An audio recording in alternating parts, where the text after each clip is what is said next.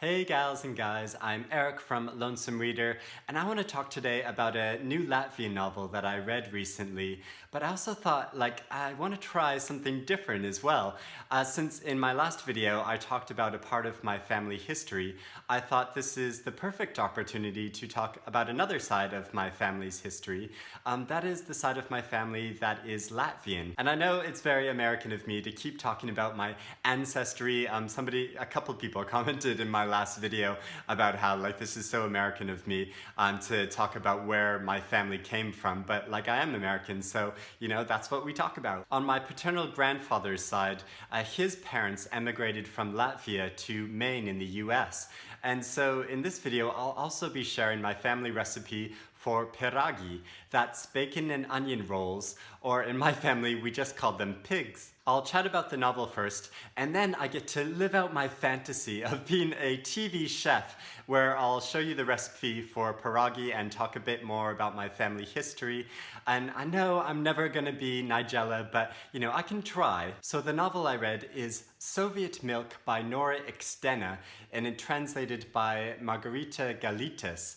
This is the story of a very fraught mother and daughter relationship, and it sort of takes place over a 20-year period from 69 to 89, and these were years in Latvia when the country was still under Soviet rule. So the mother and daughter are unnamed, which is why I just call them the mother and daughter, and the mother is a doctor and scientist who specializes in female fertility, but she finds it very stifling, and it gives her very conflicted feelings about motherhood. She's not really able to care for or nurture her daughter exactly. And so as the daughter gets older, their roles basically reverse, where the daughter takes care of the mother and the mother needs taking care of because she has a lot of mental health issues. And family stories just really hit me emotionally. This child who isn't being nurtured in the way that they should and has to just grow up very quickly. Although the daughter is also cared for by her grandmother and her step-grandfather, but the mother doesn't speak to these grandparents, and so it's a very tense family dynamic. And the story has an interesting structure where it alternates between the mother and the daughter's perspectives over a number of years, and so you get these different generational reactions to the politics and the society in the country, and how it affects them in different ways.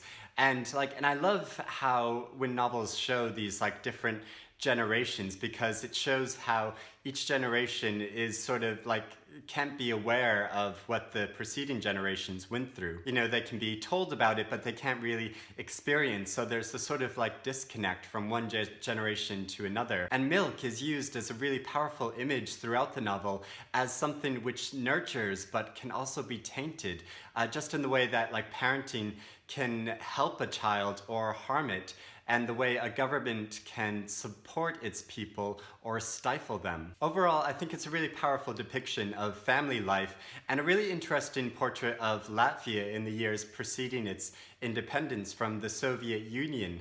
So I think Nora Ikstena published this novel first in 2015 in Latvia, but it's only just been translated and published in English. And I was also given the great opportunity to interview the author by email, which I published on my blog. I posted it along with a short review of the book, so I'll put that in the description below. And I wasn't commissioned or paid to do this, I just thought it would be a fun thing to do. It's the first time I've had an author interview on my blog.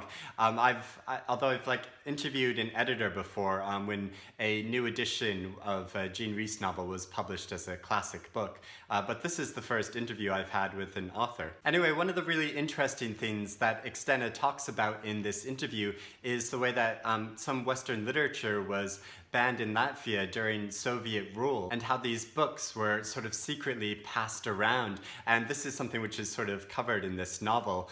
And it's just crazy to think about, here we are on BookTube, we talk about books all the time and can read whatever we want, but it's crazy to think about being in a circumstance where you have to secretly pass around literature and have this pressure to read literature in a really short amount of time because you have to pass it on, or you're afraid afraid you're going to get caught with it. So she talks about the crazy circumstance of imagining trying to read Ulysses in like only a day or two. It makes you really appreciate the freedom we have to read and discuss whatever we want, you know? So I'm going to get on with the baking now, and I'll show you the recipe for making piragi, or bacon and onion rolls, or in my family, Latvian pigs. So I love making these bacon and onion rolls. I have a Christmas party every year, and I spend an entire day baking for it, including making these rolls. And however many I make, they all disappear by the end of the night. And I think I'm up to making like 80 rolls for it now. This recipe makes 16 rolls.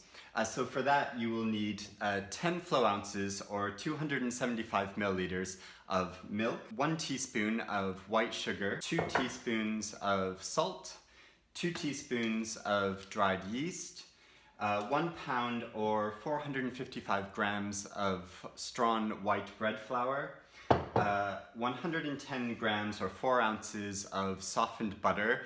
Make sure it's soft, so leave it out the night before. 1 white onion, if it's a big white onion, or 2 smaller white onions, and 1 egg, and 8 rashers of bacon. Because I'm American, I use smoky streaked bacon. I don't do back bacon. I like my bacon really crispy. So to start the recipe, warm the milk. You don't want it hot, you just want it sort of hand warm. So warm it in the microwave if you have a microwave. I don't have a microwave, so I warm mine on the hob and I just keep an eye on it. Definitely make sure it doesn't boil. Once it's warm, pour out 5 flow ounces or 155 milliliters of the milk, and into this put the sugar and whisk that in so it's sort of combined, and then add the dried yeast and leave it aside for 10 minutes, and it's just gonna froth up. Then put the flour and the salt in a big bowl, mix them together, and sort of make like a well in the center.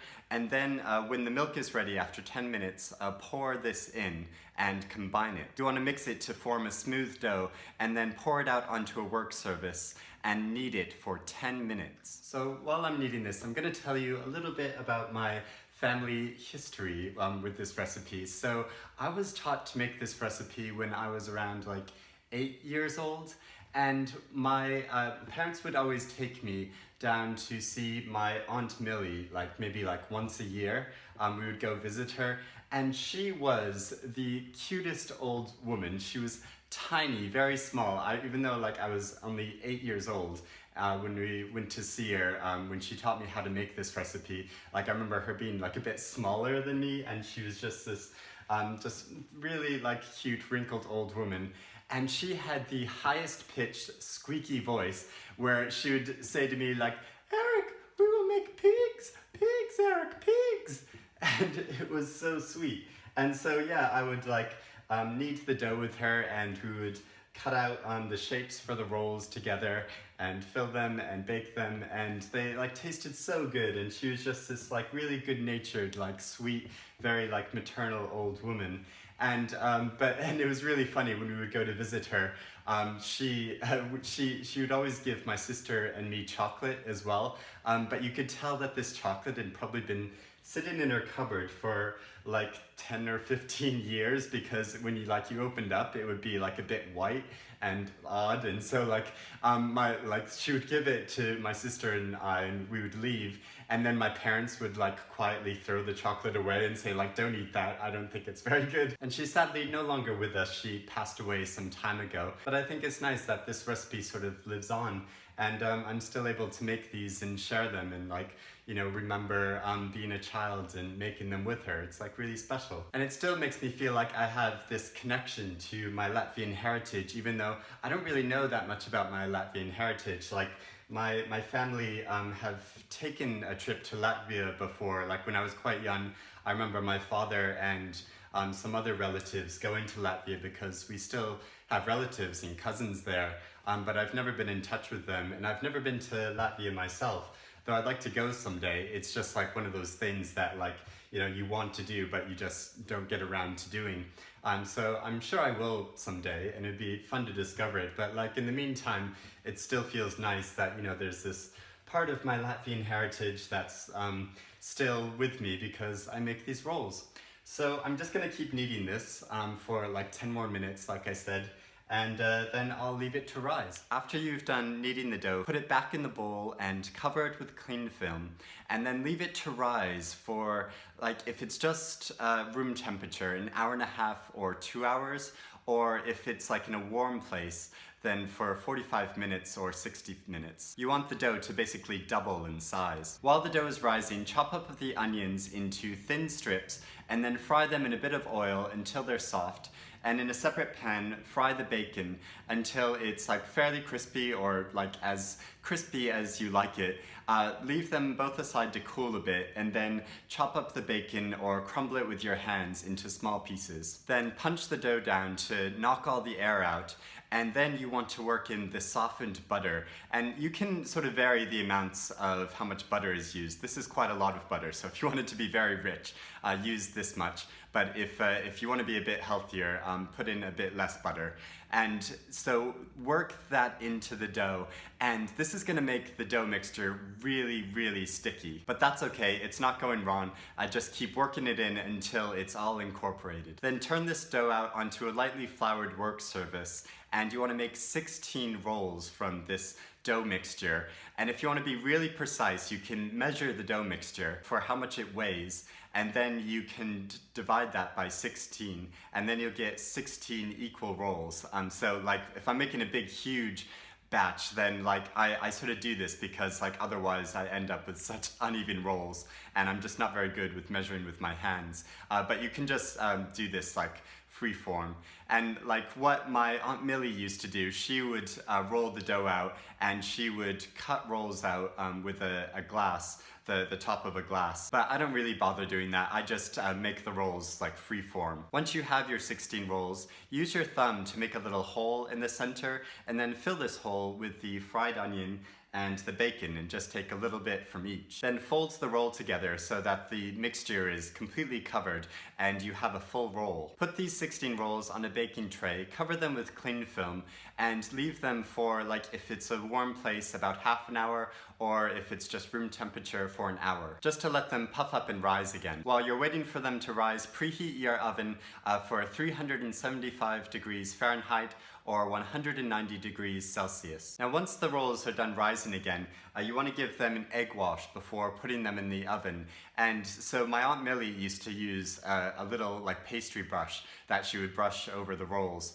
And I can't really be bothered to do this, so I just get a bowl with a beaten egg, and I dip the roll into the beaten egg very quickly, and then brush off the excess and just put that back on the baking tray. Once you've done this, put the rolls into the oven and bake them for 20 minutes until they're golden brown. So take them out and check to make sure that they're sort of baked on all sides. Leave them to cool for a little bit and then enjoy.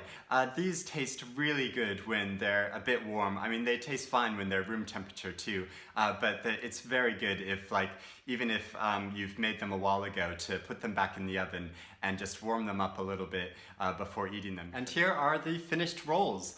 Two of them got stuck together. They're sort of like Siamese twins, so let that be a lesson to you to evenly space out your rolls when you're baking them on the tray. But I hope you enjoyed this different kind of video. Let me know if you get a chance to try making this recipe and how they come out for you. Also, let me know if you've read Soviet Milk and what you think of it. Like I said, I'll post my link to my review and interview with Nora Ikstena in the description below. And also, Camel from What Camel Reads did a really interesting video about this novel, so I'll link to that as well. But I hope you're doing well and you're reading lots of good things. Just for fun, in the comments, let me know a family recipe of yours that gets passed down. Like, you don't have to let me know all the ingredients and the method and everything, but just let me know if there's any family recipes that you have. Also, let me know if you've ever been to Latvia, and if you have any like tips for going, that would be really interesting. So hope you're reading lots of good things, and I'll speak to you again soon. Bye everyone.